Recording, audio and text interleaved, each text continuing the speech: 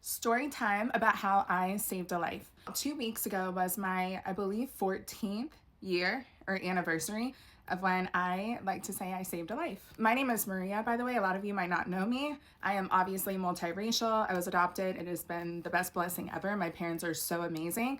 But I'm stating this because I think it's really important for my story. When I was younger, my dad's side of the family, a couple people needed kidney transplants. And so I tried to donate to my dad back in Ohio. Ohio State Medical Center was like, you're only 20 and you're adopted at birth, so your medical history is limited. We don't want to risk it because a lot of kidney issues show up in your 30s and you're still just 20. So they denied me. About 3-4 years later, my aunt needed a kidney. And so I told my dad that, like, hey, she can have my kidney. He's like, does she know that? I said, I don't know. Should I call her and offer it? So anyways, I called her and I offered it. I said, hey, Ohio State didn't want it, but if you want it, let me know. It's all yours. I went through with the testing. So I had my kidney transplant surgery done at Emory.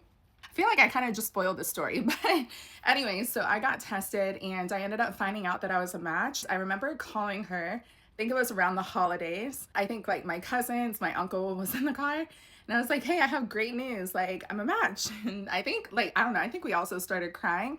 But I was like, how soon do you want my kidney? So we scheduled it for January 10th of that year. And the crazy thing is, what's so cool is Emory University has this program called like a donor match program. So if I went in and got tested and I was not a match for my aunt, but someone else was, and I was a match for that someone else's person, they could do a 1-for-1 swap. So I thought that was really cool. Also, something else I learned was I have, as the donor, I have full rights to decide if I want to go through with the surgery or not up until anesthesia. Could you imagine? And I'm not knocking people for changing their minds so last minute, but I couldn't imagine traveling to Atlanta, getting ready in a hospital gown, laying down on a bed to be rolled back into the surgical room just to decide to kind of change my mind. You know what I mean? Like, that's kind of crazy. And on top of it, doctors will help give you an excuse. And I'm probably spoiling this. Hopefully I don't get in trouble for this, but doctors will give you an excuse if you're not comfortable explaining to the recipient that you just decided to change your mind for whatever reason. Doctors can actually just come up with an excuse like your blood pressure's too high or something like that, and they just won't go through with the surgery. But I went through with the surgery, and my mom, a beautiful praying woman, she was making a crochet air shawl that she laid over me as I was getting wheeled back into the surgical room. And I remember, I don't know if my aunt knows this, and I don't want to cry, but I remember feeling like this might be my purpose. So I told my mom, if something happens for some reason I don't wake up, oh my gosh, it's crazy. I'll be in heaven with Jesus, hopefully. But I'm very thankful. To me, this was a reason why I was placed in the family that I was in, right? I think that was part of the reason, besides them just being an amazing, loving family. I feel like I kind of fulfilled my purpose with being a match for my aunt and going through with the donation. It's only been 12 years, I think. It's been amazing. She's doing amazing. I'm doing amazing. I actually feel no different, by the way. My numbers are amazing.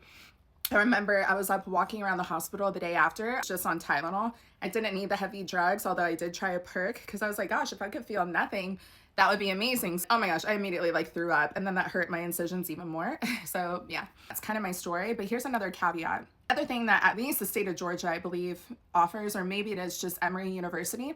I think this happens kind of across the country, but if you are a match for someone and you wish to donate a kidney, but you can't go without money for bills, there are programs to which you can apply for that you can get financial assistance to help with your bills. You cannot obviously sell your organ or anything like that. That's illegal, but you can absolutely get financial assistance. So that way you can still donate and it won't hurt financially. Now, I work for the federal government, and I had only been with the federal government for a year before this surgery. My mom had found this law that was passed, I think in the 90s, that stated if you are a federal employee and you choose to either donate bone marrow or donate a kidney, or I think you can do liver, but donate an organ, you can get up to 30 days paid admin leave. For bone marrow, I think it's only 2 weeks. But at the time for kidney, it was 30 days. So that's 6 weeks if you only do the working days. So I had plenty of time. I used that for doctor's appointments, testing, surgery, and recovery. I didn't have to spend any of my vacation time, any of my sick leave time. I didn't go without a paycheck, and I still accrued everything. I'm really thankful, and that's something that I really want people to know about. This is my story again of how I was able to save a life, and I hope that this helps inspire some of you to maybe be open to doing the same. So that's how I saved a life. Good night.